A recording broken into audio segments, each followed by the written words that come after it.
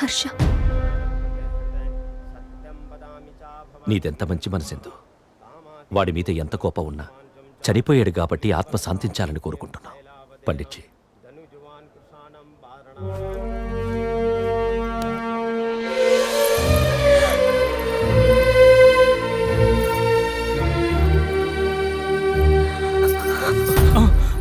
ఏంటిది? ఏమైంది?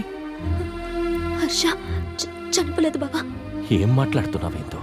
వాడు హెలికాప్టర్ నుంచి లేదు బావా, తను బతికే ఉన్నాడు. ఏందో? ఇక్కడే ఉన్నాడు.